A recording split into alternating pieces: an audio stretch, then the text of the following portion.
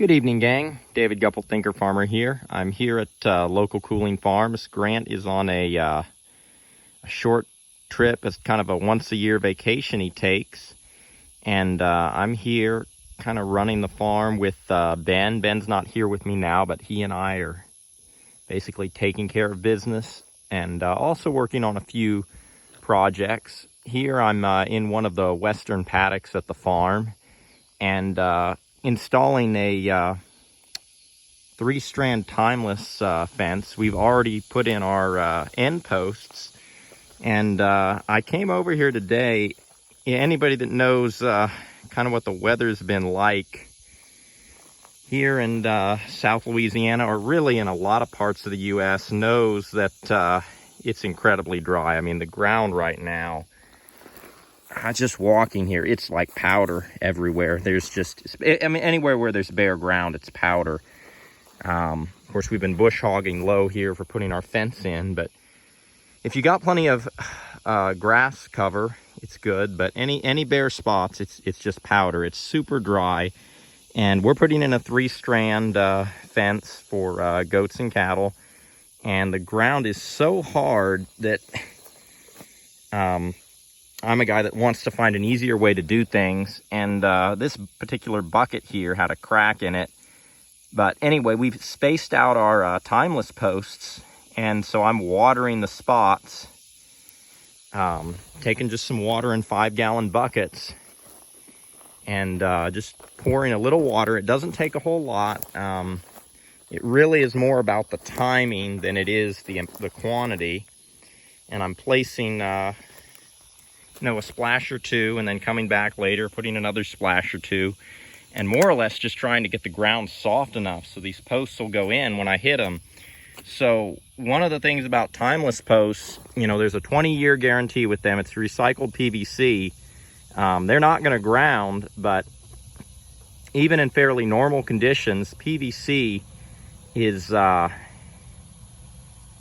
think the best way I can put it is it absorbs a lot of the shock from hitting it with a post bounder or whatever.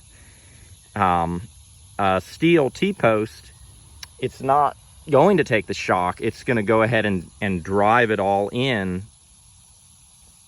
to the other end of it. I mean, if you hit on a steel punch, all the force goes straight through the punch. If you hit on a timeless post, it'll go, but you really need soft or normal ground. Right now we've just got exceptionally dry conditions, and so in this video I'm just going to mention a few tips and things I've observed. Ben and I have both observed about putting in timeless posts when the ground is really dry. So number one would be, if the ground's really dry, go ahead and just pour a little water where your posts are going to go, and doesn't have to be a lot. If you know right where it's going to be and you can get that water to just sit there and settle, that's always going to help. One of the advantages of this particular fence line is that it's a there's trees on the south side of it, so we've got a riparian area in here, and but along this fence line, it's a north-facing side, and so it gets a lot of shade, especially during the hot summertime. So I mean, it's really dry, but it's not a south-facing side. If it was a south-facing side, the ground is going to be even harder and drier. So having, if you can pick it, I mean, you can't always pick when you're going to do a fence, but if you can pick a north-facing slope or a north-facing, on the north side of trees to put a fence in the summer when it's dry and hot, there's more likely to be moisture on that north side because of the shade. And so we're playing off of that with this fence line. So that kind of would be the second thing, if you can pick your locations. Of course, lower places are going to have, they're going to be a pain in muddy weather to install fencing, but when it's drier, it's the perfect time to put stuff in. Another couple things that you can do, and the third thing, and this is something I haven't tried, but I know it would help, is a T-post can be used as a pilot hole, and especially if you've got a T-post puller. If part of the challenge is just getting that timeless blunt post because I mean they've sharpened it slightly. You don't want to make it too sharp because it'll just break off. It's PVC. But a T-post is sharp. You could put it in the ground even just 6 inches and then start your timeless post after that, and you'd be making a pilot hole, essentially, kind of like what some people will drill if they're putting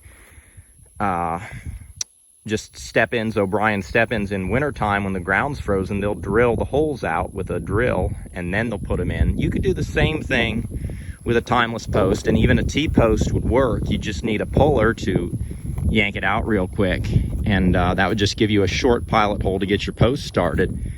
And the last thing, and this would help really regardless if you're doing a ton of posts. What Ben and I are doing, we're coming and we're usually only putting in, we're both kind of working here part-time, so essentially for us it's really, we probably put max 20 or so posts in when we're putting in a stretch. We're putting them about 30 feet apart.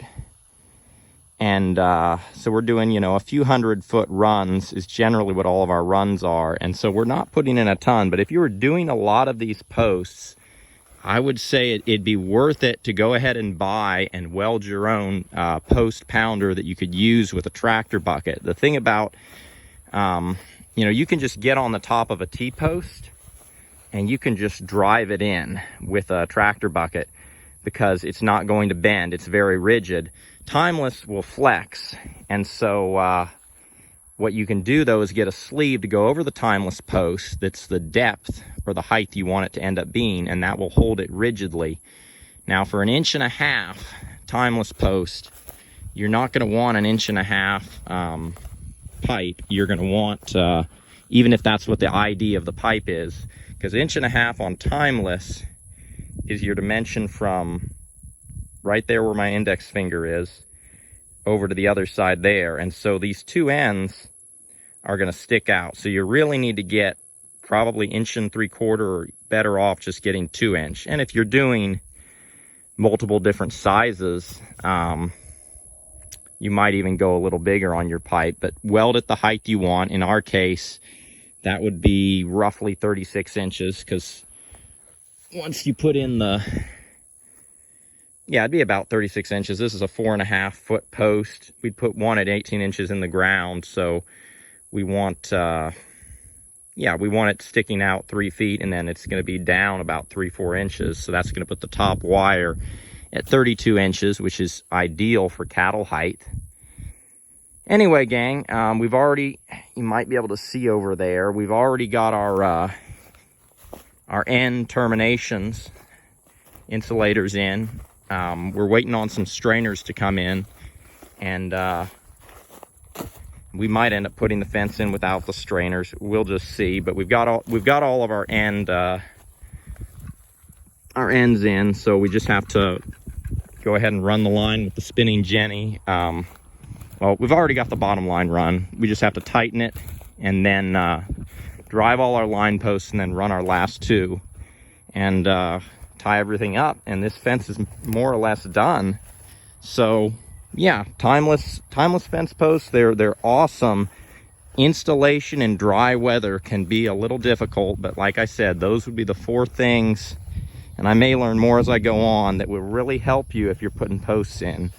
You know, water the ground ahead of time, and really a bucket is that's a really a cheap method, but I'm not doing a lot of posts. If you wanted to get your own irrigation or emitter line, you could accomplish the same thing and scale it up. Even if water's expensive, you know, you can select where you want your emitters. It doesn't take a lot of water. I mean, I would say not even a few gallons per post. You're really looking at, it's not about the amount, it's about putting it out strategically, and you know, that'll soften the ground up. Location matters. If you can do it in lower areas and on the north side of tree lines during dry weather, pilot holes will help. And then of course, having your own driver if you're going to go ahead and scale up and do a lot of posts. But like I said, for us, sometimes it's one, sometimes it's two of us working on this. You need two people to make a driver on a tractor work. And oftentimes we come up with a lot of slick tools to make things work. And some tools you need, but other tools are just overcomplicating simple. Anyway, with that, gang, I'm going to wish y'all blessings for the journey. If you're building fence out there, stay hydrated, stay cool, and we'll see you down the road.